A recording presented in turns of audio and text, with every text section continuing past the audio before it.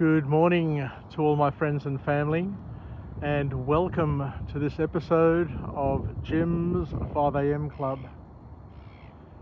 It's nice and early on this Thursday morning, and I'm down here at Barangaroo, just in front of the Barangaroo Reserve, where the Sydney Metro rail station is getting built by Wattpac, and it's a beautiful summer's morning.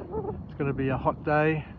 Looks like it's going to be clear and a beautiful day. And what I'd love to do today is to go through yet another one of my book summaries of this one here is going to be 1450, number 1450 in English, and I've done 61 in Greek as well, so I'm setting a cracking pace, and I've proudly got to the point where I'm one of the most prolific vloggers of personal development material in the world.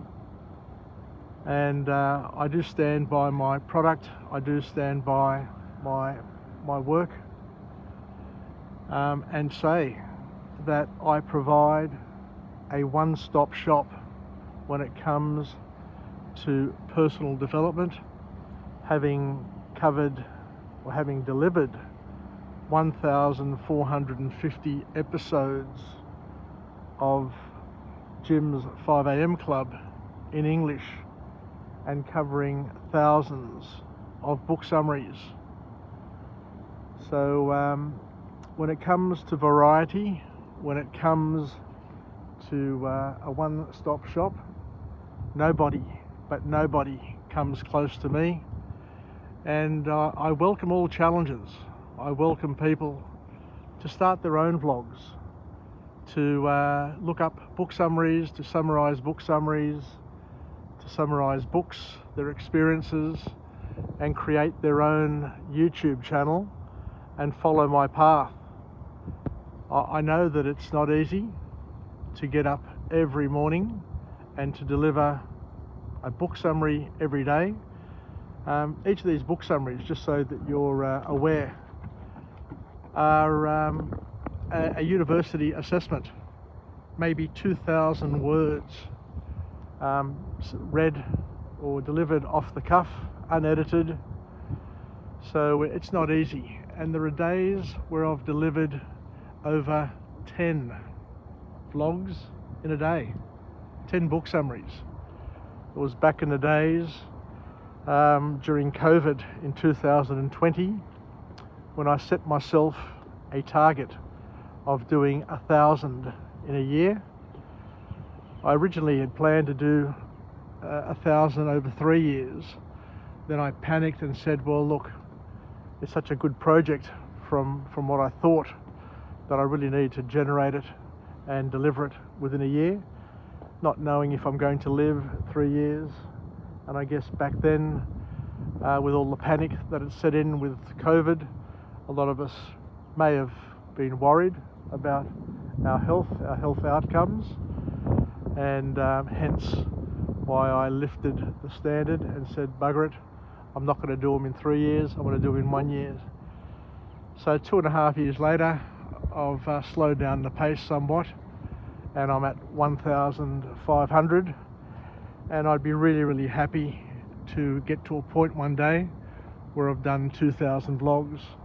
But as I say, spread the word, subscribe to my channel, knowing very well that this channel that I provide, this service that I provide, is unique, and it's got a variety that no other person can claim. You know, to get up every day and to talk about a different topic every day is a challenge in itself. And I'm not an expert in any of the topics, but as I say, I'm relaying and passing on OPE, other people's experiences. So I see myself as an emissary, a messenger, and take 2 or 3 good points from each author and knowing that when a person sits down to write a book, they think deeply and they go into their own soul and they refresh and go through and compare and contrast their own slithers of reality and experience and put some rationale and some thought around it and come up with some magical life hacks that we can all use. Because as we know, we all only get slithers of reality in each person's life. Each person has a different past, a different present, and a different future. We are all we're all being subjected to different experiences, and those different experiences shape our worldview. And based on whatever experiences we have, will influence deeply how we see other people, how we see ourselves, how we see situations.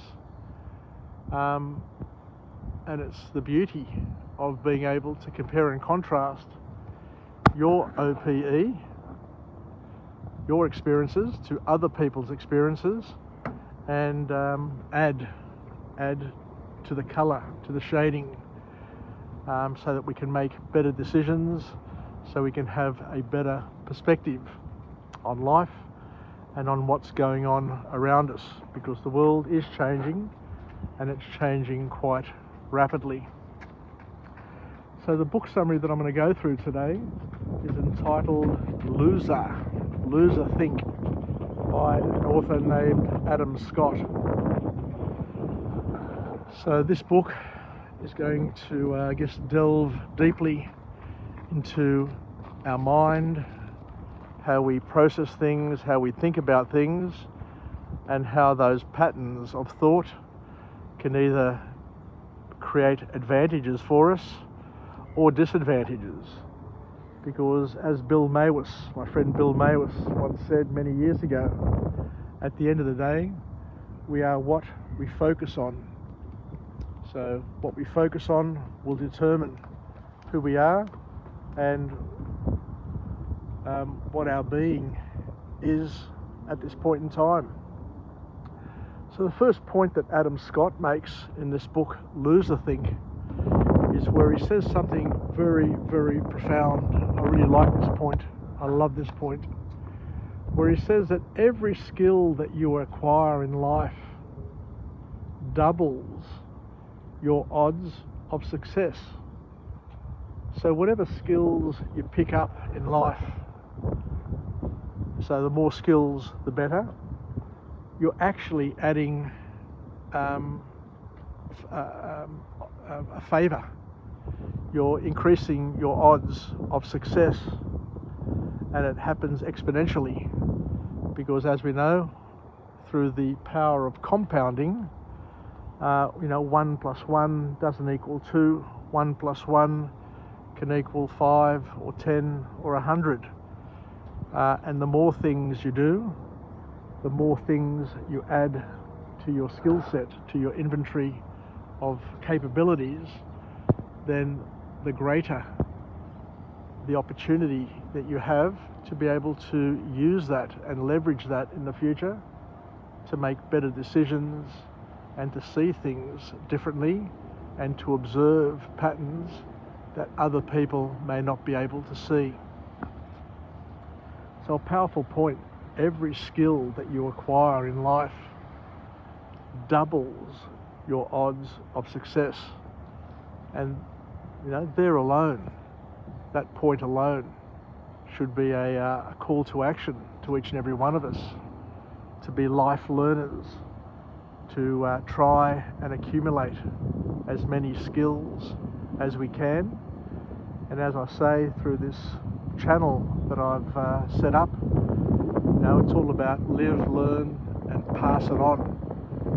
The reason why we learn things, the reason why we have God-given gifts and skills is not to use it and to take it to the grave, but to use these lessons, to use this wisdom, to use this accumulated knowledge to pass it on, to enable other people to have a better life, to use it, to leverage it, and for them to pass it on and to share it with others as well. Passing on things that create advantage, the gifts that keep on giving. There can be no greater and honourable purpose in life than to be a great teacher. And at the end of the day, we all are teachers. We all learn along the way, through our experiences, through our families.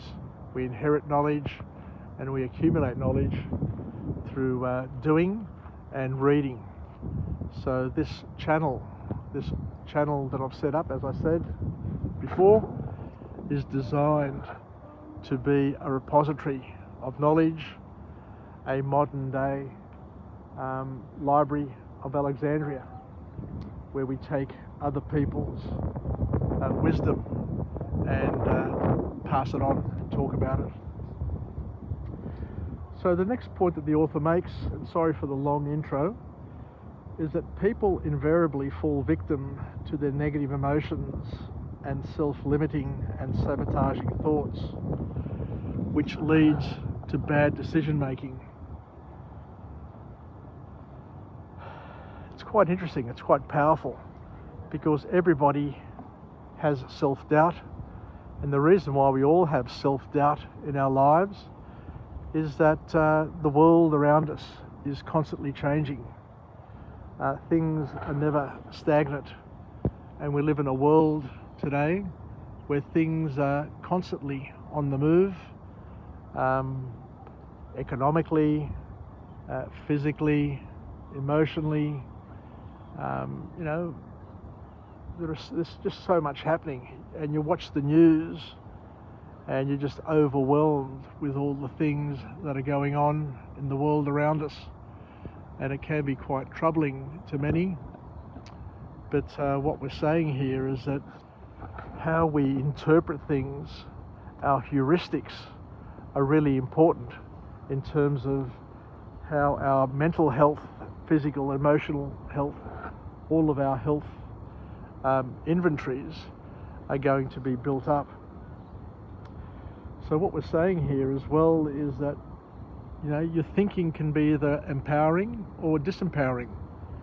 Now, whenever you're talking to people and they share their thoughts, you've got to ask yourself and ask them as well. Do them a favour by asking them as well.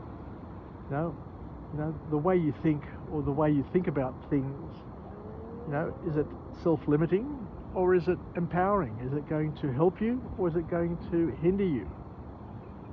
Is it going to give you a leg up, or is it going to sabotage you? So it's important to have that distinction, I guess, is a key point from what this author is telling us. Because if we change our thinking, according to this author, if you change your thinking, you can have a big impact. And one of the key lessons that we all need to, I guess, indulge in is this self-introspection, to be able to see our own loserthink, to see those negative patterns that we're creating in our life. And through this authorship and through this book, Loserthink, Adam Scott tells us that you can change the way you think, and it can have a big impact, a massive impact on the outcomes that you're going to enjoy in your life. So we need to become detectives, according to Adam Scott.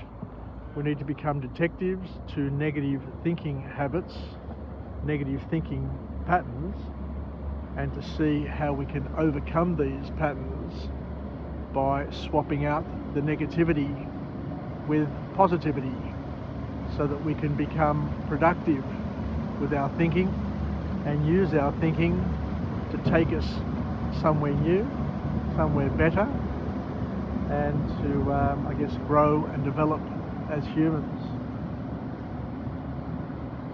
So the author goes on to talk about the fact that there are things known as unproductive thinking habits, and the focus is on being unproductive.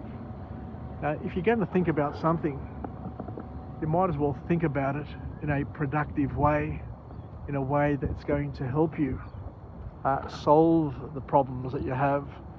It's going to help you lead you to a better life, to a better place. And we all need to understand that we all fall victim to unproductive thinking from time to time, but some people are tied up and caught up with unproductive thinking all the time. The sorts of people who are pessimists, the sort of people who are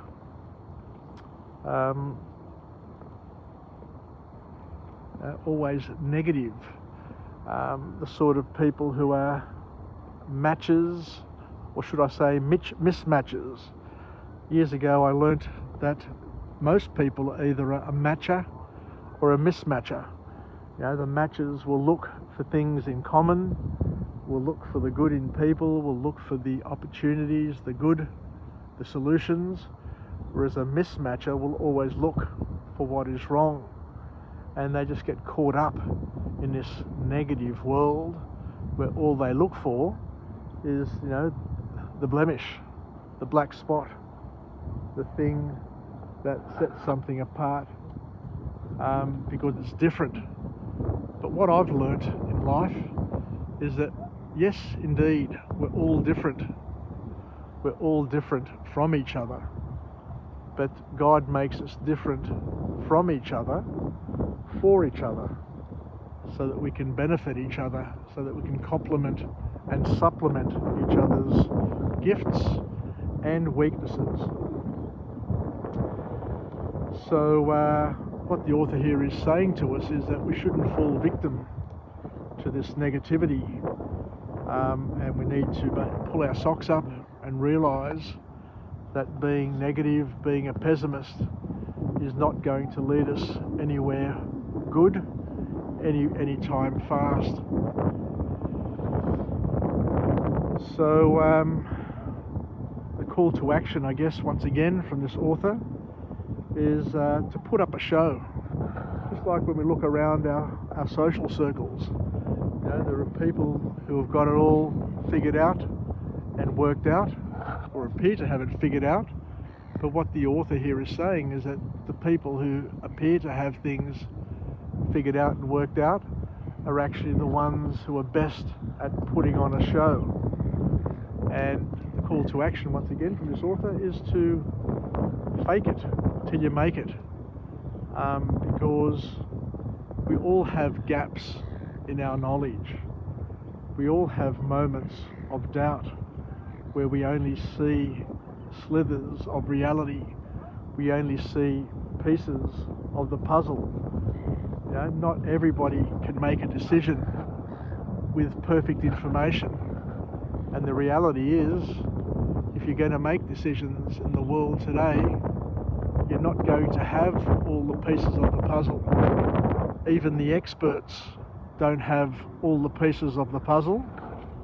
But what they do have, the advantage they do have, is that they are able to fill in the gaps using their imagination, using OPE, using other people's experiences, using slithers of reality that they may not have received through their life, through their experiences, but they've been able to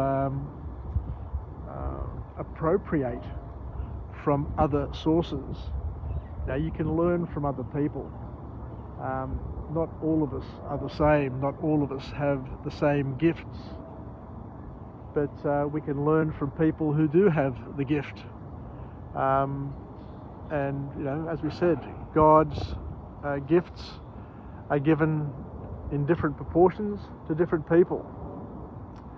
So the call to action for each and every one of us is to try and identify what we're good at, and then try and identify what we're not good at, and look around us for people who are good at certain things and learn from them to inherit our skills, to inherit our wisdom, our knowledge, our gaps of information and patterns from other people who have those patterns, who have been fortunate to have had those experiences, to have taught them those lessons.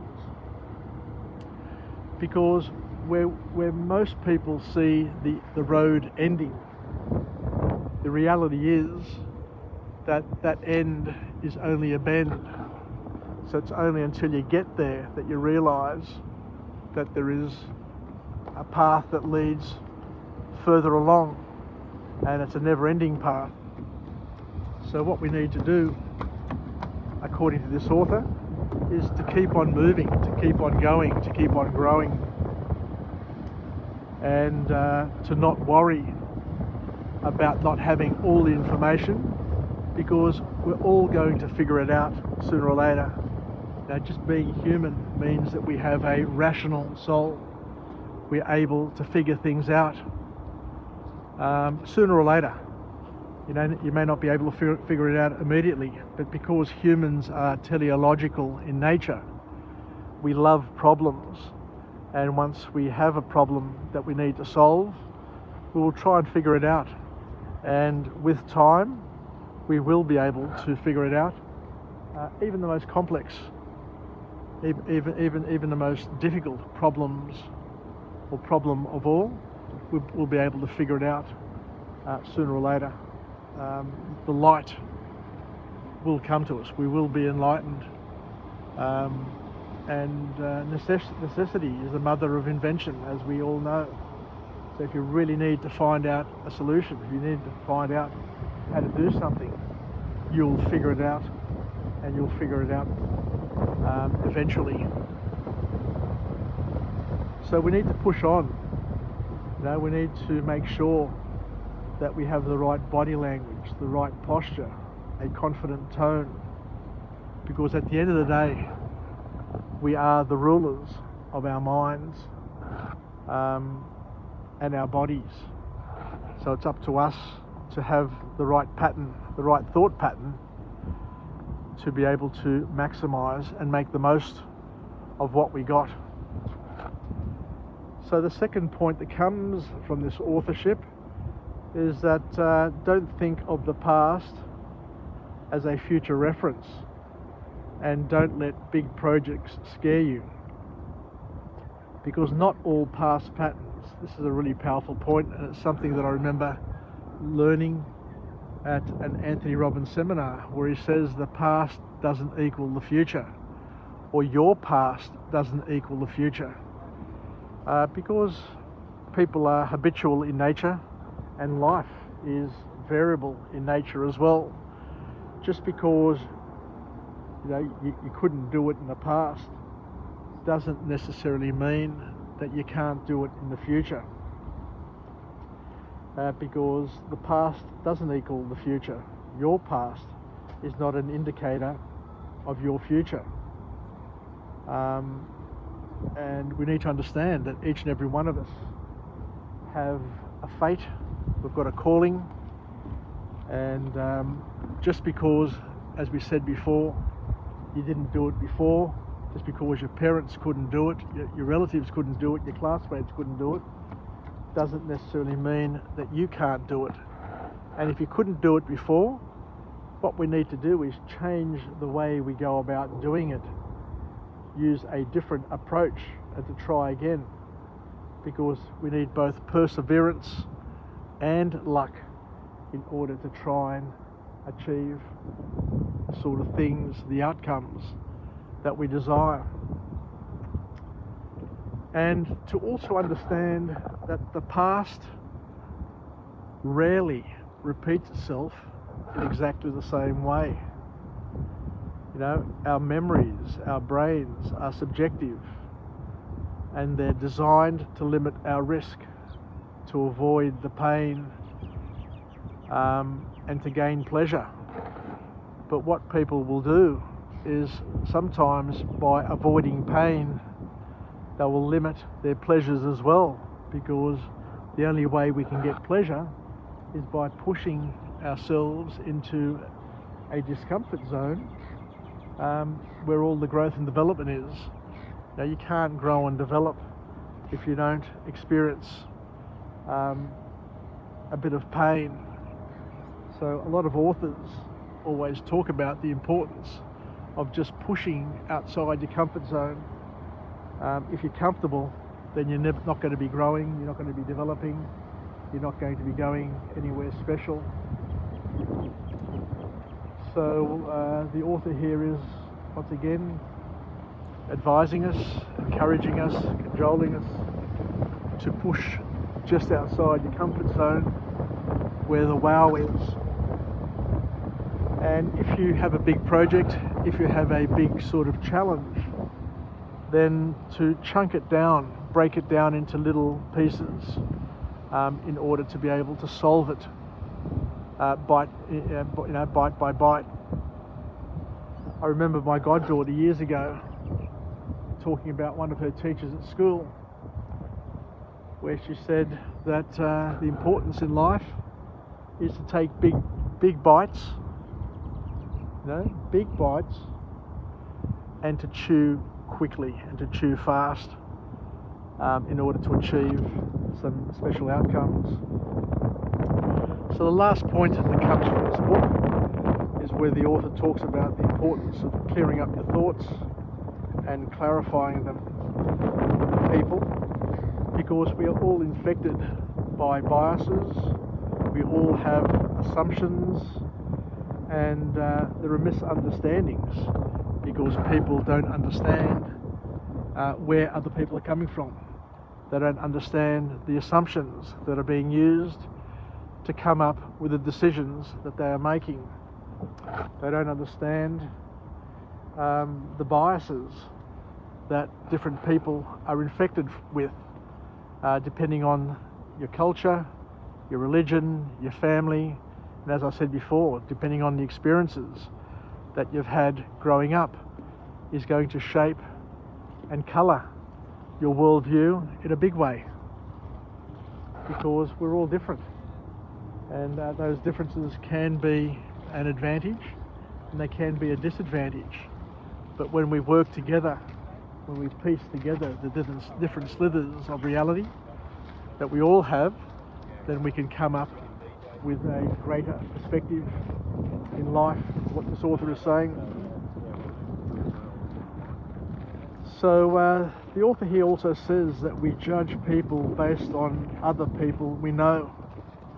I know that at the age of 62, I work with a lot of younger people, and I know that they will be judging me based on how they judge or how they see their fathers, their parents, who are 62. But not all 62-year-olds are the same, is what I tell them. I could be better than their fathers, or worse than their fathers.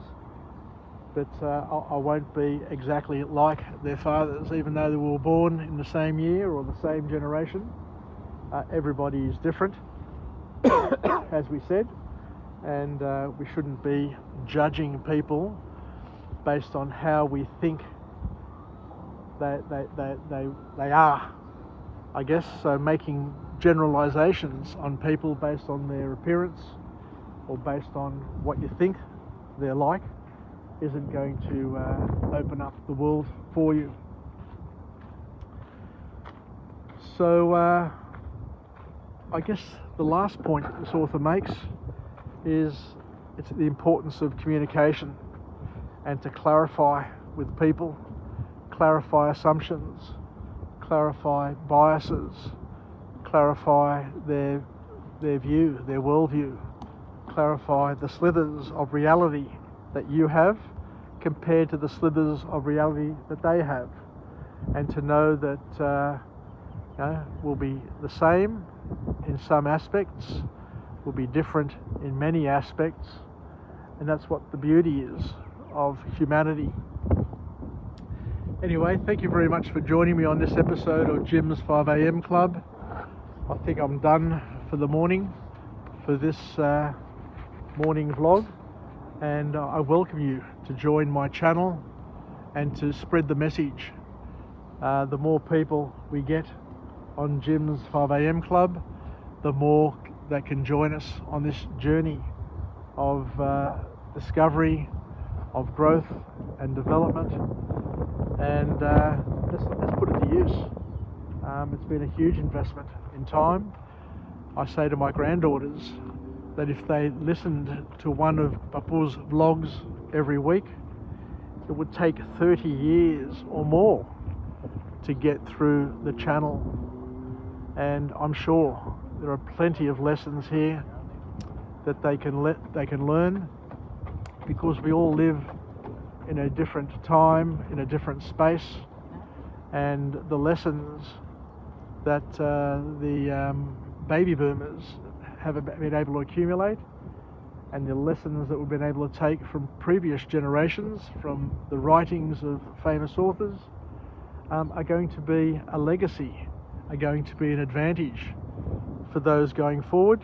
Not saying that they can use them in exactly the same way, but it broadens their perspective and it enables them to be able to see things a little bit differently and to spot patterns where other people may not be able to spot a pattern. Anyway, take care, Yasas, and we'll chat again. Bye for now.